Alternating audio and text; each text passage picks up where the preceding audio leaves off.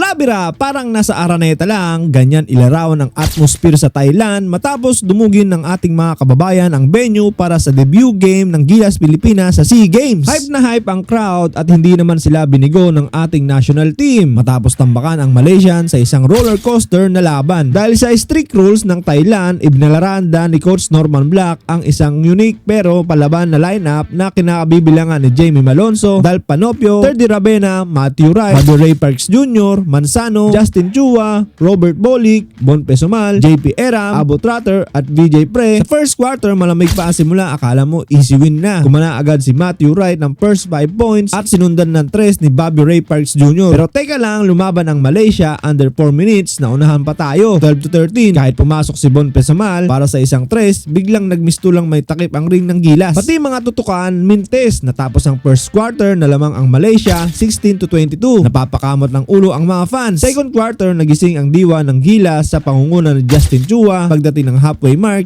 bang! Isang 3 mula kay Bobby Ray Parks Jr. at nabawi na ng lamang 29-26. Dito na nag-take over si Parks. Sinabayan pa ng depensa ng Gilas at ang highlights, si Robert Bolick nag-block party sa ilalim. Nagresulta ito sa layup ni Poy Eram at isang end one play ni Bolick na nagpatayo sa bench. Tinapos ni Ray Ray ang half sa isa pang 3. Mula sa pagiging tambak, 42-26 na ang score, pabor sa atin. Warm up pa lang pala yun sa first quarter. Sa third quarter, kaya nakadikit ang Malaysia sa single digit, pero bago pa magpanik ang bayan, to the rescue si Robert Bolick. Si Berto na ang umako ng opensa, 3 dito and 1 doon. Halos lahat ng puntos galing sa kanya dahil sa hiyawan ng mga Pinoy sa venue na parang home court, na panatili ang lamang 62-51. Sa huling yugto ng laban, tambak malala, party, showtime pa. Nakita natin ang chemistry ni Abo Trotter at Jamie Malonzo. Sinundan pa yan ng corner 3 ni Bolick at isa pang 3 mula kay Malonzo na nagpalobo ng lamang. Para sa finishing touch, nagpakita pa si Bobby Ray Parks Jr. ng kanyang signature move na Pinoy step sa Thailand. Umabot sa 20 plus points ang lamang at tuluyan nang naiuwi ng Gilas ang panalo sa kanilang debut game. Solid na simula para sa Gilas at mukhang handang-handa sila sungkitin ang ginto.